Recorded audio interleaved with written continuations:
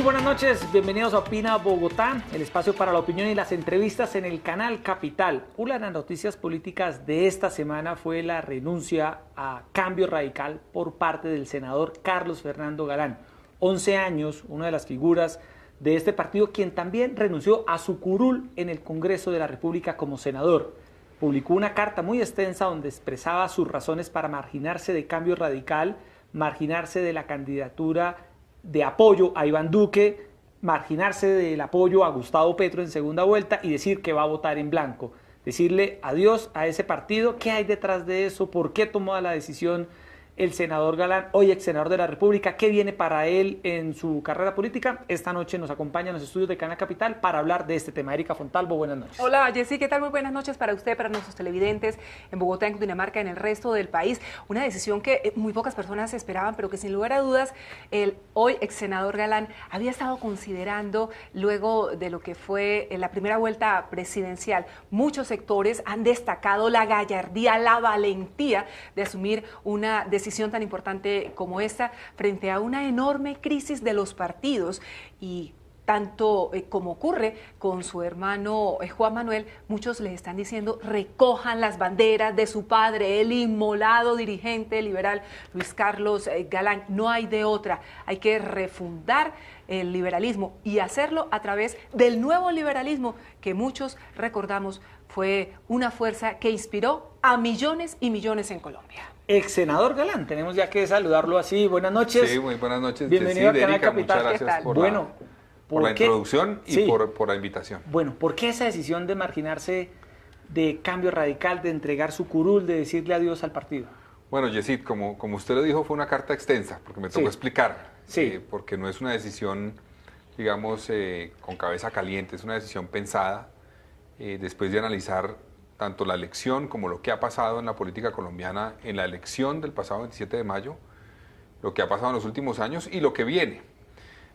Yo ingresé a Cambio Radical por ser un partido de origen galanista. Ese partido lo crearon en el año 98, cuando el Partido Liberal tuvo su crisis por el proceso 8000 y hubo un grupo de liberales galanistas que dijeron no estamos de acuerdo con la candidatura de Horacio Serpa y se marginaron. Ahí surgió ese partido. Eso me conectaba a mí desde un principio con Cambio Radical. Es un partido además de origen liberal, de pensamiento liberal. En estos años ha liderado muchas políticas importantes, el tema de acueductos, de saneamiento básico, de agua potable, el tema de vivienda, el tema de infraestructura, y ha sido muy efectivo. O sea, yo creo que gracias a políticas ideadas por Cambio Radical, millones de colombianos tienen una mejor vida en Colombia hoy. Tienen acceso a agua potable, por ejemplo. Eso es una cosa que a veces se nos olvida, pero es fundamental en la vida de una persona. Tuve diferencias en estos años, ustedes las vieron, ustedes me entrevistaron por esas diferencias, yo peleé por avales que se entregaron en algunos casos, lo que pasó en La Guajira, yo me enfrenté a Kiko Gómez, me enfrenté a Oneida Pinto y muchos otros casos, algunos casos los gané, logré que no fueran candidatos del partido esas personas que tenían cuestionamientos, luego en otros casos perdí la pelea, pero llegó un momento ahora donde en mi opinión ya no la discusión no era sobre un aval a una persona para una candidatura a una gobernación, una alcaldía, y ni siquiera un apoyo específico el 17 de junio, sino es el partido se empezó a mover y se fue, digamos, en cierta forma, hacia una coalición donde el líder de esa coalición y el eje de esa coalición, pues el uribismo, representa, en mi opinión, una visión de país distinta, una visión conservadora, que tiene una visión distinta sobre los derechos de las minorías, sobre la forma como se debe relacionar la institucionalidad entre sí, sobre, en fin, sobre muchos temas que para mí son importantes porque son lo que debe sustentar una carrera política. Uno tiene un pensamiento, en mi opinión, en mi situación es liberal, de cómo debe actuar el Estado. Ellos tienen otra visión, entonces ya no era una discusión de un aval, era una discusión de visión de país. Para mí eso es algo completamente distinto y sería entonces incoherente quedarme callado, irme con el partido y acompañar una candidatura que representa una visión de país conservadora con la cual no comulgo. Claro, pero senador Galán, ¿uno cómo toma una decisión de esa magnitud? Renunciar al partido, renunciar a la curul, ¿con quién la consultó? ¿O fue una decisión que simplemente usted estuvo meditando durante varios días? No, pues uno la habla con la familia más cercana, obviamente. ¿Se lo comentó a su hermano? Él, digamos, no le dije voy a hacer esto específicamente, pero hablamos de la situación mía, de la situación de él, que también es muy compleja por lo que ha pasado en el Partido Liberal. También está fuera del Partido Liberal, claro, prácticamente, de pues la corriente oficial. Él no ha salido, pero él manifestó que era una traición al liberalismo, precisamente también pensando en que es un partido liberal de origen, digamos, con pensamiento distinto sobre la sociedad, que se va a apoyar a un candidato conservador. Entonces lo hablé con él, lo analicé, digamos, las opciones con él. Mucha gente me escribió, muchos amigos, gente que me ha apoyado, gente que me he encontrado en la calle, y que me han dicho pues que era el momento para tomar una decisión e iniciar una etapa nueva en mi carrera política. Y eso es importante decirlo. Yo no estoy cerrando aquí mi carrera política, yo cierro una etapa en esa carrera, y quiero iniciar una nueva. Por ahora me voy a dedicar unos meses a estudiar, a terminar una maestría que estoy haciendo, pero pues es una decisión que uno analiza con digamos, con lo que ha pensado en los últimos años, lo que ha vivido, lo que ha sufrido, lo que ha ganado, lo que ha enfrentado. También yo siempre pienso un poco en qué pensaría el nuevo liberalismo, qué pensarían esos líderes del nuevo liberalismo hoy frente a la situación del país. Creo ¿Y que qué tanto influyó el tema del resultado electoral claro, con Germán Vargas Lleras? Porque usted le hizo campaña claro, al eso influye. ex vicepresidente. Yo, a diferencia, digamos, de muchos, no digo todos, pero mucha gente que participa activamente en política, apoyé al candidato de mi partido, pero sin renunciar a la crítica. Yo fui crítico de apoyos que recibió Germán Vargas y lo dije públicamente. Porque aquellas personas que apoyan a un candidato y lo hacen como de manera ciega, pues me parece que es un error. O sea, aquí todos tienen defectos, todos tienen problemas, hay que tener la capacidad de decir, yo apoyo porque en el conjunto me parece que es la persona más indicada, a pesar de estos problemas, que ojalá los corrija, y voy a estar vigilante para que esos problemas no se agraven durante su gobierno. Entonces yo lo acompañé, tenía la convicción de que él tenía posibilidades de romper la polarización entre la izquierda y la derecha. No las tuvo, evidentemente, y quien sí recogió un avance importante en esa tercería pues fue Sergio Fajardo, tampoco le alcanzó. Entonces pues eso influyó. Yo creo que los colombianos nos mandaron un mensaje el 27 de mayo importante, un mensaje donde piden coherencia, por una parte. Por otra parte, creo que hay un espacio para visiones de centro, y eso lo está reflejando también las encuestas que han revelado últimamente, donde el voto en blanco sale más alto que en las elecciones anteriores. Me refiero a elecciones de segunda vuelta anteriores. Eso refleja que hay mucha gente que en Colombia está diciendo, no estoy de acuerdo, ni me identifico con lo que plantea este candidato de izquierda, ni este candidato de derecha. En ese sentido, ¿usted por qué decide inclinarse por el voto en blanco? Usted renuncia, dice, no comparto que Cambio Radical apoye a Iván Duque, tengo diferencias con el uribismo. ¿Por qué no apoya a Petro y por qué se va por el voto en blanco? Bueno, por dos razones. Una, en algunas actuaciones Gustavo Petro tiene, en mi opinión, actitudes similares a las del otro lado. Él muchas veces desconoce las instituciones. Cuando las instituciones fallan en su contra o no fallan a su conveniencia, él llama a desconocerlas. Es una actitud poco democrática, en mi opinión. Y eso lo ve uno en la forma como se relaciona además también con los medios de comunicación. O sea, así como del lado derecho a veces ve unas actitudes como de menoscabar el rol que deben cumplir los medios de comunicación en la democracia, de ser vigilantes de lo que está haciendo el poder. Lo mismo ve uno del lado de Gustavo Petro, y eso no me parece democrático. Entonces yo le critico eso. Sumado a eso, pues yo creo que la labor que él cumplió como alcalde de Bogotá demuestra que no tiene la capacidad para gobernar. Él es muy bueno para criticar, para analizar situaciones, para diagnosticar, para prometer. Claro, pone el dedo en la llaga en problemáticas que el país tiene que abordar, temas que tienen que ver con la desigualdad, con la pobreza. Claro, sin lugar a dudas es importante, pero las fórmulas que él plantea nunca funcionan. Y así lo demostró en Bogotá. En Bogotá tuvo graves problemas para gobernar. Su gobierno cambiaba de secretarios cada 15 días, cada mes, y todos los que salían diciendo, este señor es un déspota. Entonces, yo creo que hay un espacio, puede ser considerado simbólico, pero en el centro, con el voto en blanco, de mandarle un mensaje a cualquiera que gane de los dos, a decirle, aquí hay un grupo grande de colombianos, importante, significativo, que usted como presidente tiene que tener en cuenta, porque no lo apoyó a usted, que ganó, pero tampoco apoyó la otra candidatura. Y eso también es un mensaje para esa otra candidatura, en el sentido de decir, aquí no es o el uribismo o Petro, no, el país tiene otras opciones y a futuro es importante que esas opciones crezcan, que se fortalezcan, que sean alternativas de poder. Entonces ahorita, en mi opinión, no podemos dejarle a un lado todo el poder de ser el gran opositor, el único que va a hacer vigilancia a lo que hará el nuevo gobierno. Creo que tenemos que mandar un mensaje de un sector de la población grande que le interesa lo que está pasando, pero no lo convencen los dos extremos. Es decir, que usted da como un hecho, de acuerdo con los resultados de las más recientes encuestas, ex senador Galán, que Iván Duque será presidente, que Gustavo Petro será oposición y que al país le haría falta, digamos, esa oposición de centro, que seguramente va a expresarse como usted en blanco para poder construir nuevas opciones distintas de cara a lo que serán los próximos procesos electorales en el país. Lo siguiente son las elecciones locales y regionales.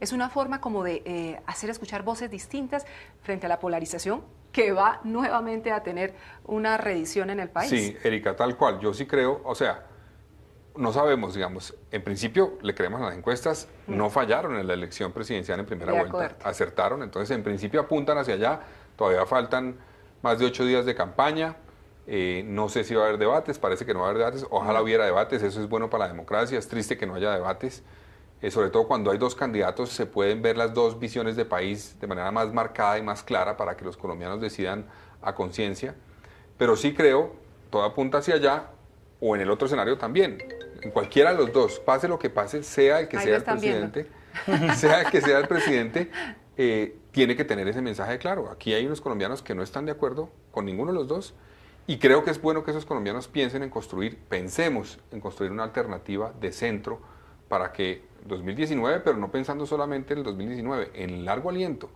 en el 2022 y en los próximos gobiernos haya una fórmula de centro viable para que rompamos definitivamente esta polarización entre uribismo y la izquierda.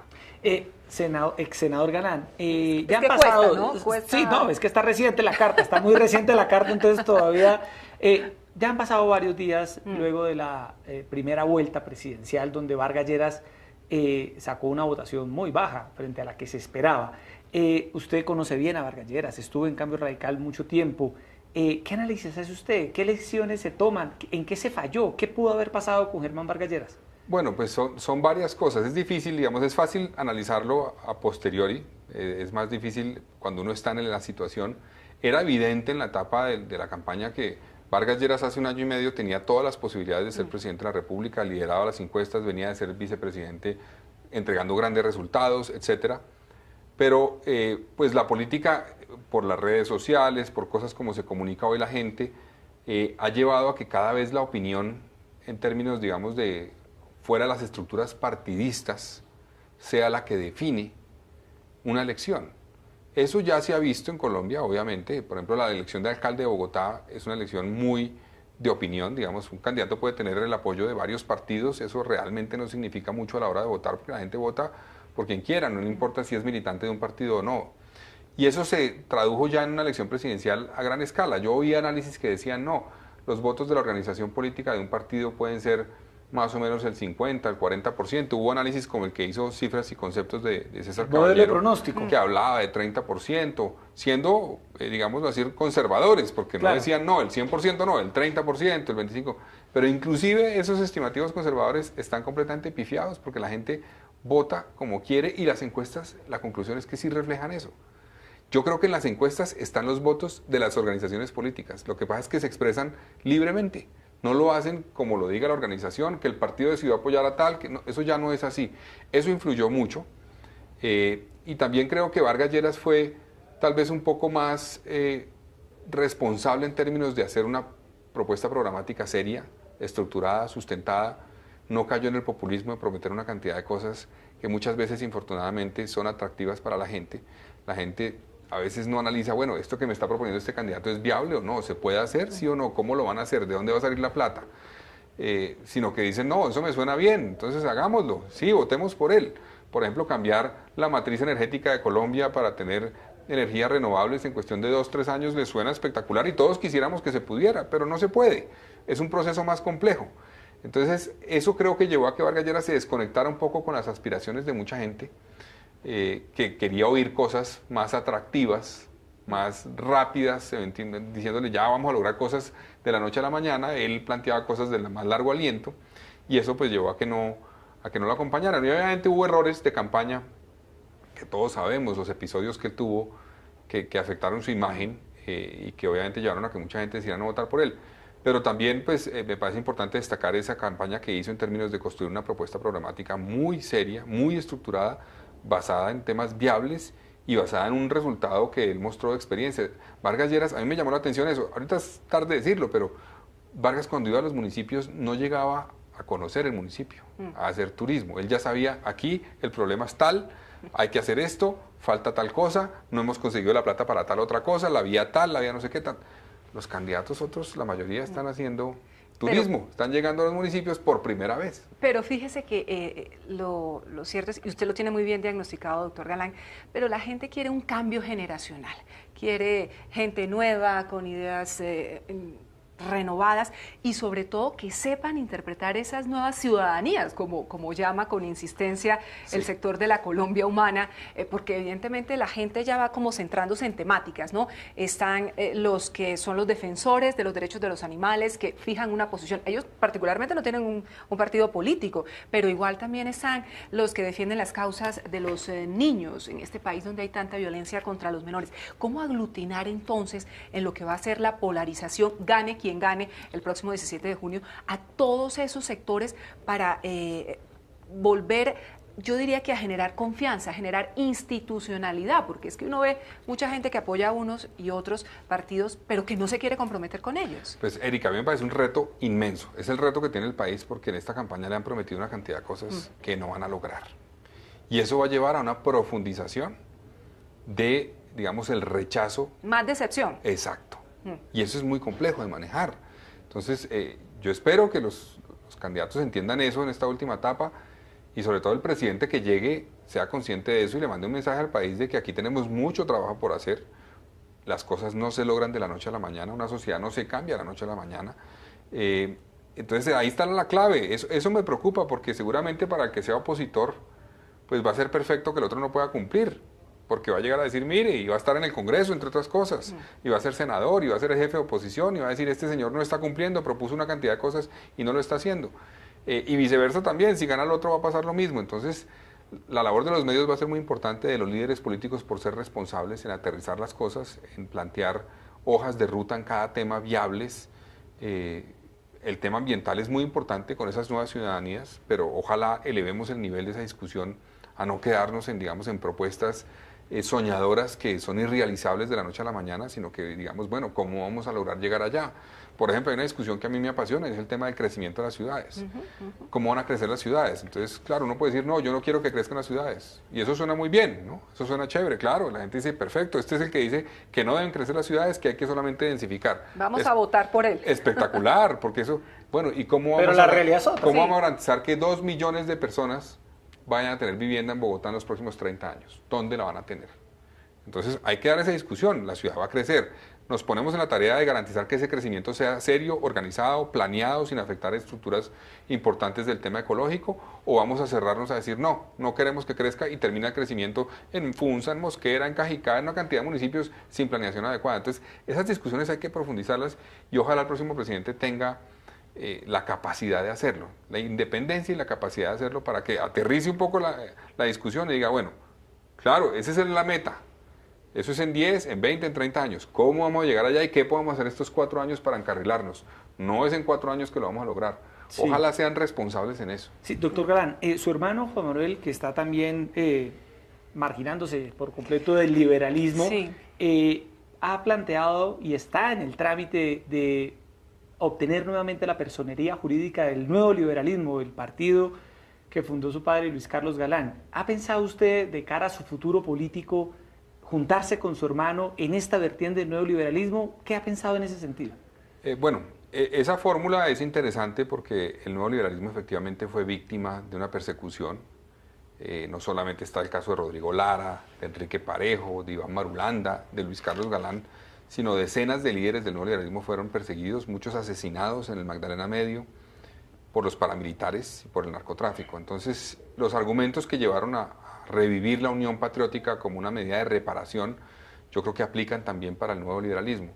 Me parece interesante porque puede ser una fórmula de centro, con matices de centro-izquierda, que surja en la política colombiana, pero yo creo que ahí lo importante es que no sea un tema donde solamente eventualmente los hermanos Galán deciden hacer política en un movimiento nuevo, sino como lo he visto y lo he percibido, hay mucha gente que quiere que eso se recupere, pero para ellos también liderarlo. Yo creo que hay mucha gente en nuestro país que piensa parecido al nuevo liberalismo de la época, que lo ve como una fórmula frente al país hoy y que dice, jalémosle a eso. Entonces, a mí me parecería interesante desde ese punto de vista, un proceso colectivo, grande, amplio, de una nueva generación de colombianos que quiere entrar a liderar, a proponer, a plantear cosas en la política colombiana y no quedarnos en un tema de que no, los galán quieren hacer política, porque eso sí sería un error. Entonces yo estoy convencido que esa fórmula es interesante sobre esa base. El nuevo liberalismo que ven como sinónimo de transparencia, de honestidad, de compromiso, de lucha por país, todo lo que su padre evidentemente significaba y todavía significa para millones de personas. Pero ya que hemos llegado a ese punto del magnicidio de Luis Carlos Galán, en estos días veíamos cómo el general Miguel Maza Márquez está pidiendo pista en la Jurisdicción Especial para la Paz, en la JEP. ¿Usted cree que esto es viable? ¿Cómo lo recibe la familia Galán? Se lo pregunto ya. Es muy difícil porque, digamos, él ha tenido la oportunidad en la justicia ordinaria que lo llevó a que la Corte Suprema de Justicia lo investigara, lo acusara y lo condenara. Él está condenado en la instancia de la Corte Suprema de Justicia como coautor del asesinato de mi padre. Él en esos escenarios nunca ha mostrado un interés por, digamos, confesar y aportar verdad. Nunca. En ningún momento lo ha hecho. Nunca ha reconocido, nunca ha tenido la intención o manifestado. Entonces, yo creo que la JEP es un escenario, yo no soy experto en el tema de justicia transicional, pero creo que es un escenario donde aquellos que participaron en el conflicto, aquí hay que ver, digamos, cuál es la relación directa del jefe del DAS con el conflicto armado colombiano, porque eso está en cuestión. Hay quienes creen que no hay una relación, que esto fue simplemente una participación en un magnicidio perpetrado por el narcotráfico, pero más allá de eso, la JEP es un escenario donde quienes van deben tener la actitud de contar la verdad, de confesar, de darle al país esa reparación, de decir, listo, esto pasó, soy responsable por estas y estas razones. La actitud del general Maza Márquez, hasta donde yo he visto, ha sido todo lo contrario, es negar absolutamente todo, es acusar a otros, es señalar a otros, nunca aceptar su responsabilidad. Entonces, sobre esa base no veo por qué, digamos, la JEP debería aceptarle su petición de ser trasladado su caso cuando ya fue juzgado. ¿Y si él dice que va a confesarlo todo? Pues ahí la JEP tendrá que analizar el tema, creo yo, ¿no? Y los colombianos tendríamos que analizar si él, pero ¿qué va a confesar? Esa es la pregunta. ¿Va a confesar que él sabe que fueron otros, pero que él no tuvo nada que ver? ¿O qué es lo que va a confesar? El que vaya ya tiene que confesar su responsabilidad. Y si no, creo que es la justicia ordinaria la que debe actuar en los demás casos. Además, eso incluye los miembros de la guerrilla. O sea, los miembros de la guerrilla que incumplan, por ejemplo, el acuerdo, deben perder los beneficios.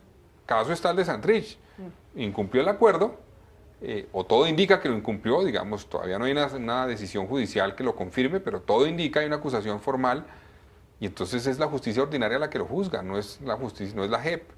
Un poco el caso de Maza Márquez sería parecido en el sentido de que el señor no quiere cumplir con verdad para aportar en el proceso, pero sí quiere recibir beneficios de un proceso de paz con las FARC. Me parece que no tiene lógica. Senador Galán, se nos empieza a acabar el tiempo para entrar en unas preguntas finales. Ya estamos a 10 días, estamos hoy 7, ya en 10 días es la segunda vuelta. Y mucha gente, a aquellos que están orgullosamente manifestando que votarán en blanco, pues los están acusando de todo, de hacerle el favor a Duque, de ser flojos, de hacer el favor a Petro. Bueno, es decir, se ha prestado para múltiples señalamientos de lado y lado, como muy pocas veces en una elección. Además, ahí hay muchos sectores, porque está Humberto de la Calle, el está propio Sergio Fajardo, está Jorge Robledo, o sea, muchos sectores políticos distintos. ¿Qué reflexiona usted de ese voto de cara a lo que va a ocurrir el próximo 17 de junio? Pues ¿qué pronóstico tiene usted de lo que va a ocurrir en esta segunda vuelta? Bueno, todo indica por las encuestas que tiene la delantera Iván Duque, que tiene muchas más posibilidades que Petro de ganar. Yo creo que eso va hacia allá, a menos de que pase algo extraordinario. Ahora bien, creo que el voto en blanco es una especie de voto protesta, como les decía hace un rato, de aquellos colombianos que creemos que no debe el país escoger ni el camino de la izquierda radical, ni respaldar tampoco a la derecha. Es una expresión de decirle al que gane y al que pierda. Ustedes no son los únicos que tienen, digamos, una vocería en este país, hay un sector. Claro, eso va a ser difícil porque vamos a ver muchos apoyando el voto en blanco. Ahí va a estar mucha gente, los vamos a ver a todos. Entonces nadie podrá decir el voto en blanco es el que me apoya o el que apoya mi posición. Pero sí, muchos líderes van a estar ahí y podremos decir todos, hay un sector del país que no está ni allá ni allá. Usted como nuevo presidente tiene que saber eso, entender eso y actuar acorde con eso. Porque no puede llegar a decir, aquí gané y tengo todas las posibilidades de hacer el proyecto político como presidente que considere, sino tengo que entender que aquí no es, si es Petro el que pierde, no es Petro versus nosotros, sino es Petro y hay otros sectores. Y este país es más amplio, es más pluralista, hay más expresiones democráticas que no estuvieron con ninguno de los dos. Yo creo que es válido, puede que no tenga impacto legal, puede que no implique, como creían algunos, que eventualmente debería ser una repetición de elecciones y ganar el voto en blanco, pero una votación significativa, yo estoy seguro de que este voto en blanco va a ser mayor a todos los anteriores. Es mejor votar en blanco que abstenerse, porque hay mucha gente que dice, mire, yo no quiero ir a votar, porque como el voto en blanco no tiene validez legal, como usted bien menciona, entonces dice, yo prefiero abstenerme. Hay que participar, estamos en democracia. Yo respeto a todos los que, digamos, si deciden no participar, hay que respetar esa decisión, pero en mi opinión, yo sí voy a participar y voy a votar en blanco porque creo que esa expresión ayuda a eso, a que vean que este país tiene más fórmulas que la izquierda radical o la derecha que representa el uribismo. Hay otras fórmulas que no nos sentimos representados en esa elección y queremos expresarnos, queremos mandar ese mensaje, entonces yo lo voy a hacer y a todos los que lo quieran hacer los invito a hacerlo. Oiga, le preguntamos si quiere ser alcalde de Bogotá. Sí, esa es la pregunta final, pero antes de esa, yo creo que el celular del ex senador Galán habrá sonado o no ha sonado después de esa carta de renuncia de otros sectores intentando decir, bueno, sí, estas elecciones nos dejaron muchas lecciones, vamos a armar un nuevo partido, vamos a empezar a recoger firmas. ¿Lo han llamado de muchos lados? No, le confieso que pues me han llamado a acompañarme en la decisión, mucha gente de muchos sectores. A respaldarlo, hemos visto en redes sociales mucho apoyo. Sí, en redes sociales, pero no ha habido, digamos, ninguna propuesta concreta de trabajo, excepto, digamos, un grupo que está promoviendo el voto en blanco, que quieren que yo les ayude. Y estoy contemplando hacerlo, digamos, ayudarle al voto en blanco. Y la pregunta de cierre, sí, claro, la pregunta completamente de respuesta sincera en este espacio, faltando todavía bastante, pero no tampoco mucho tiempo. No, es esto que ya aquí, pasa y se prende la aquí pelea por la alcaldía de Bogotá. Tras una elección viene otra, porque sí, además hay muchas personas que ya han de manera pública, por ejemplo, Antonio Navarro expresado que él quiere ser alcalde de Bogotá. Bueno, yo, ustedes saben, ya fui candidato una vez en el 2011, acompañé a Enrique Peñalosa en el 2015, me interesa seguir trabajando en política, me interesa hacerlo en Bogotá, que ha sido el escenario donde yo he tenido mayor, digamos, influencia y participación y conexión con la gente, pero yo creo que todavía es muy temprano para tomar una decisión, o sea, dejemos que se decante la elección presidencial, que sepamos quién es el nuevo presidente, que arranque ese gobierno, que además avance el gobierno de Enrique Peñalosa, que todavía tiene 1 año y medio y tiene que entregar muchas cosas, porque llegó la etapa en donde tiene que entregar lo que se prometió, lo que inició. Digamos, su primera etapa de gobierno fue conseguir recursos, hacer diseños, planear las cosas. Arreglar la casa, como la llamó en algún momento. Ahora llega el momento de entregar. Entonces, esperemos que eso evolucione antes de tomar una decisión. Pero obviamente mi escenario de política en Bogotá pues está vigente. Yo espero seguir trabajando en política en Bogotá. No lo descarta. No, la respuesta es sí, no la dice, pero la respuesta... No dije que soy candidato. Tampoco lo negué.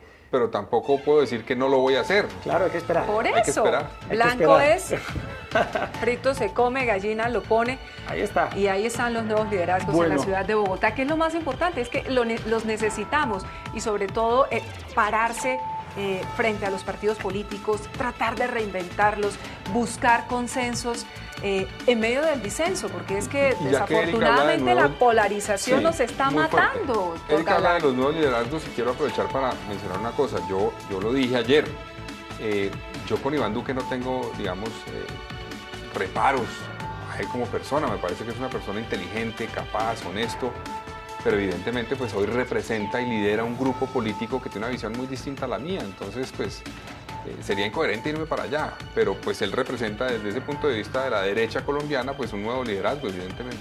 Bueno, pues muy bien, doctor Galán, ahí están sus opiniones sobre su decisión, una de las noticias políticas más comentadas de la semana. Muy buenas noches y muchas gracias por estar con nosotros. Muchas gracias a ustedes. Gracias. Y Erika, se nos acaba el tiempo. Buenas noches. Qué semana tan intensa, Jessy. Nos queda una semana todavía antes de la elección presidencial. La segunda vuelta. A todos ustedes, muchas gracias por estar con nosotros y los esperamos ya el próximo martes. Se viene otra vez otro puente festivo, evidentemente. Para Erika, reflexionar y no va a haber programa el lunes festivo para que puedas descansar. El martes los esperamos aquí, 8:15 de la noche, en Canal Capital. Muy buenas noches. Un abrazo, gracias.